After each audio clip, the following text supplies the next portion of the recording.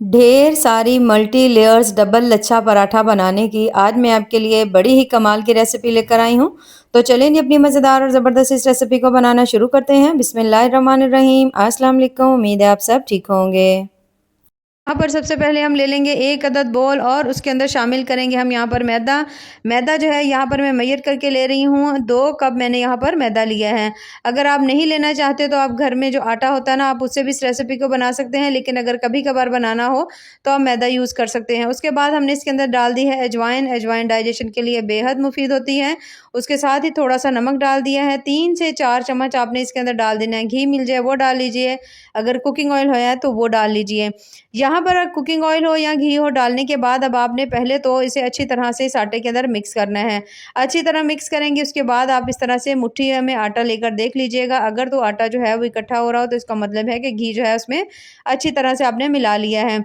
अब हमने इसके अंदर डालना है पानी। पानी शामिल करेंगे और थोड़ा थोड़ा डालेंगे, एक दफ़ा नहीं डालेंगे। अच्छी तरह से मिलाते हुए थोड़ा सख्त सा आटा जो है ना वो हमने यहाँ पर गूंद लेना है।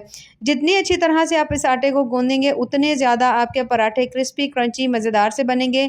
लेकिन अगर आप चाहते हैं कि आपके पराठे बहुत ज़्यादा सॉफ्ट हों, आपको क्रिस्पी क्रंची नहीं पसंद, तो आप इस आटे को दही से गूंद लीजिएगा, तो बहुत ज़्यादा सॉफ्ट से आपके पराठे बनके तैयार होंगे।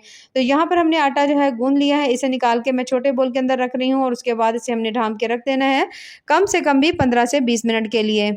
अब यहाँ पर हमने ले लिया एक अदद पैन, उसमें शामिल करेंगे 2 चम्मच हम इसमें डाल देंगे मस्टर्ड ऑयल के और उसको हमने हल्का सा गरम करेंगे। जैसे ही ऑयल गरम होगा तो उसके अंदर हमने शामिल कर देना है एक अदद मीडियम साइज़ का प्याज, बिल्कुल बारीक कटा हुआ। यहाँ पर हमने प्याज जो है वो मोटा-मोटा नहीं काटना, थोड़ा बारीक काटेंगे। जैसे ही प्याज हल्का सा सॉफ्ट हो जाएगा तो इसके अंदर हमने शामिल कर देना है एक अदद टमाटर बिल्कुल बारीक कटा हुआ। उसके साथ ही एक अदद शिमला मिर्च डाल देंगे। उसके साथ मैंने इसमें शामिल कर दी है तकरीबन मेरे पास आधी गाजर थी, इसे भी मैंने बिल्कुल बारीक सा काटा हुआ है। अच्छा, यहाँ पर अगर आपके पास कोई और सब्ज़ी हो जैसे बंद गोभी वगैरह है तो फिर आप वो भी डाल सकते हैं। सब्जियाँ जो हैं वो आप अपनी मर्ज़ से डाल सकते हैं जो आपको पसंद हो। अब इन तमाम सब्जियों को हमने थोड़ी देर के लिए पकाना है, बहुत ज़्यादा टाइम नहीं पकाएँगे। बस जैसे ही आप देखो कि सब्जियाँ जो हैं वो हल्का-हल्का सॉफ्ट होने लग गई हैं, तो फिर हम इसके अंदर डालेंगे मसाले। तो यहाँ पर सबसे पहले तो मैं इसके अंदर डालने लगी हूँ नमक। नमक जो है आप अपने टेस्ट के हिसाब से भी डाल सकते हैं। मैंने 1/3 चम्मच जो है ना नमक डाल दिया है। उसके साथ थोड़ी-सी हल्दी डाल देंगे, थोड़ी लाल मिर्च डाल देंगे, थोड़ी-सी हम इसमें डाल देंगे काली मिर्च। इन सभी चीज़ों को शामिल करने के बाद दोबारा से हमने इनको अच्छी तरह से, ये देखिए इस तरह से करके आपने मिक्स कर लेना है। यहाँ पर अगर आपको लगे हल्का सा इसके अंदर पानी का छींटा लगाने की ज़रूरत है तो हल्का सा पानी का छींटा लगा लीजिएगा और मसाले की अच्छी तरह से हमने भुनाई कर लेनी है। आज की रेसिपी इतनी ज़्यादा कमाल की, आप यकीन करें मैंने जब इसे बनाया तो अब ये जो रेसिपी है ना मेरे घर में डेली फरमाइश पर बनती है, क्योंकि इसका टेस्ट और जायका इतना ज़्यादा कमाल का है। अब यहाँ पर जैसे ही तमाम चीज़ें हल्की-हल्की पक जाएँगी ना तो हमने इसके अंदर डाल देना है चिकन। चिकन जो है बहुत थोड़ा-सा था, तकरीबन मैंने यहाँ पर हाफ़ प्याली लिया है। इसे पहले से मैंने बॉयल करके श्रेड करके रखा हुआ था, इसे इसके अंदर डाल देंगे। डालने के बाद हल्का-सा मिक्स करेंगे। उसके बाद बिल्कुल हल्का-सा गरम मसाला डालेंगे। थोड़ा-सा इसके अंदर तकरीबन 2 चम्मच हमने इसमें डाल देने हैं केचअप के और दोबारा से हमने इन सभी चीज़ों को यहाँ पर अच्छी तरह से मिक्स कर लेना है। अब यहाँ पर आपने इसको इतनी देर के लिए पकाना है कि जो केचअप है ना इसके अंदर अच्छी तरह से पक जाए, यानी कि हल्की-फुल्की भी इसके अंदर नमी नहीं रहे। बिल्कुल खुश्क सा हमारा मसाला जो है ना यहाँ पे बन के तैयार हो जाए। अब यहाँ पर आप देख सकते हो माशाल्लाह मसाला ज़बरदस्त सा हमारा जो स्टफिंग है वो तैयार हो चुकी है। तो बस अब आपने इसे उतार लेना है, उतार कर आपने इसे ठंडा कर लेना है। और यहाँ पर आटे को रखे हुए भी तकरीबन 15 से 20 मिनट हो गए हैं। इसके हमने बना लेने हैं पेड़े और यहाँ पर जो पेड़े हैं 5 से 6 अदद मेरे पास बने हैं। इनको आपने थोड़ी देर के लिए रेस्ट पे रखना है ताकि इसको हम जो भी शेप देना चाहें ईज़िली इसकी शेप दी जा सके। अब यहाँ पर मेरे पास था 1 अदद आलू, ठीक है। आलू को आपने अच्छी तरह से मैश कर लेना है। बॉयल किया हुआ आलू था, यहाँ पर मैंने आलू मैश कर लिया। उसके बाद जो हमने स्टफिंग बना कर के रखी हुई थी ना उस तमाम स्टफिंग को आपने इसके अंदर डालना है। डालने के बाद अब आपने इस आलू के साथ इन सभी चीज़ों को मिक्स कर देना है। आलू से एक बहुत ज़्यादा आपको अच्छा मज़े का टेस्ट मिलेगा और ख़ासकर बच्चे बहुत ज़्यादा इसे खुश होकर खाएँगे। अगर यहाँ पर आप इसमें आलू नहीं डालना चाहते तो आप इसे टोटली स्किप भी कर सकते हैं, लेकिन अगर डालेंगे तो टेस्ट बहुत मज़े का मिलेगा। यहाँ पर हमारी स्टफिंग हो गई तैयार। यहाँ पर हमने ले लेना है वही पेड़े जो हमने बना कर के रखे हुए थे और पेड़ा लेने के बाद पहले तो आपने रोटी को इस तरह से करके अच्छी तरह से बेल लेना है पतला-सा। अच्छी तरह खुश्क आटा लगाएँगे। खुश्क आटा लगाने के बाद आपने रोटी को पतला-सा ज़बरदस्त-सा बेल लेना है।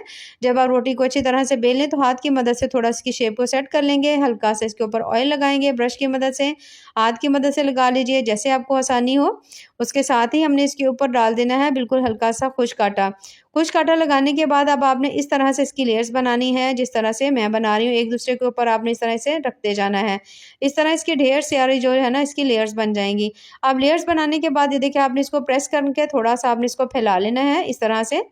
तो जिस तरह ये थोड़ा सा जैसे ये बड़ा होगा, अब आपने कोई भी कटर ले लेना है या आपने छुरी ले लेनी है और उसकी मदद से आपने ये सेंटर से इस तरह से करके आपने इसके कट लगा देना है।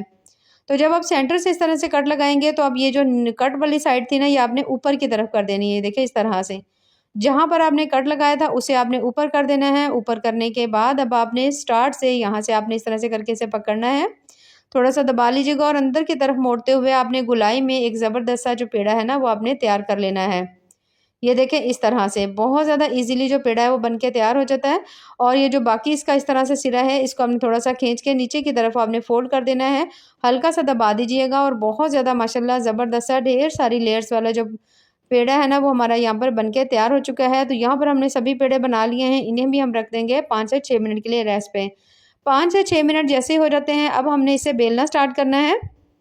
तो इसे बेलने के लिए ना आपको यहाँ पर बेलने की ज़रूरत नहीं पड़ेगी, बहुत ज़्यादा वैसे ही आटा सॉफ्ट हो चुका है।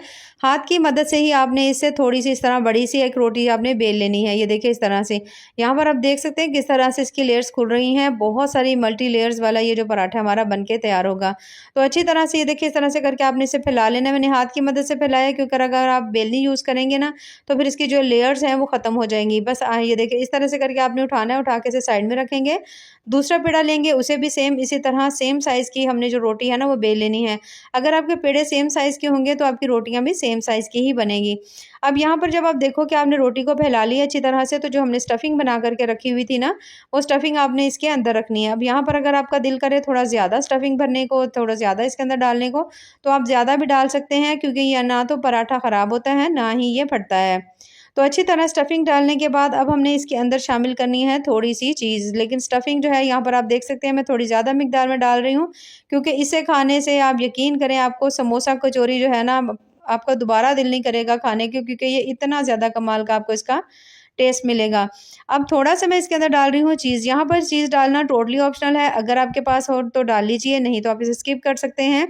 अब चीज़ डालने के बाद दोबारा से जो हमने आलू और चिकन की स्टफिंग बना करके रखी हुई थी ना उससे इस तरह से आपने रफली थोड़ा सा हाथ के ऊपर इस तरह एक टिक्की की शेप दे लेनी है और इस तरह आपने इसके ऊपर फैला लेना है।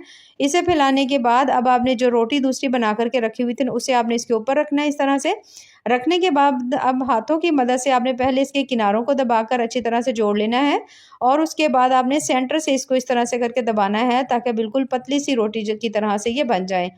ये देखिए इस तरह से बहुत ज़्यादा इजीली बहुत सारी ढेर सारी लेयर्स वाला ये जो पराठा जब बनके तैयार होगा तो आपका दिल खुश हो जाएगा। तो अब यहाँ पर आपने इसे उठाना है, उठाने के बाद इस तरह आपने हाथों की मदद से या नीचे रख कर ही आप इसको हल्का हल्का प्रेस करेंगे और किनारे जो है ना उनको आपने ज्वाइन कर लेना है कि किनारे इसके नहीं खुले। ये देखिए इस तरह से यहाँ पर माशाल्लाह ज़बरदस्त तैयार हो चुका है। अब यहाँ पर हम ले लेंगे पैन, ले लीजिए तवा ले लीजिए, हल्का सा हमने इसमें लगा लेना है, ऑयल लगाएंगे या घी लगा लेंगे। उसके बाद ये जो हमने रोटी बना करके रखी हुई थी इसे इसके अंदर डालेंगे, हाथों की मदद से थोड़ा सा फैलाएंगे ताकि अगर तो पराठा मोटा पसंद हो तो आप इसे नहीं ना फैलाइएगा, लेकिन अगर आपका दिल करता है कि पराठा पतला सा हो तो फिर आप इसे फैला लीजिएगा। उसके बाद हमने इसके ऊपर लगा देना है, घी लगा लीजिए, ऑयल लगा लीजिए, बटर लगा लीजिए, जो चीज़ें आप उसके ऊपर लगा सकते हैं। वैसे तो इन पराठों को हल्का फ्राई किया जाता है लेकिन यहाँ पर हम बहुत कम ऑयल में इसे बना रहे हैं। अब एक साइड जैसे इसका कलर बड़ा ही प्यारा गोल्डन ब्राउन सा आ जाएगा तो हमने इसके साइड को चेंज कर देना है।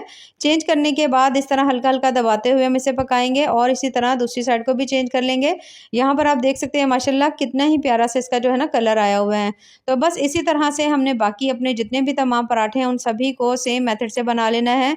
यहाँ पर आप देख सकते हैं माशाल्लाह कितना ही मज़ेदार ज़बरदस्त सा जो हमारा पराठा है वो बन के तैयार हुआ है। अब यहाँ पर आप इसकी लेयर्स चेक कर सकते हैं, माशाल्लाह इसकी ढेर सारी लेयर्स हैं, बहुत ज़्यादा क्रिस्पी क्रंची बहुत ज़्यादा मज़े का बना है।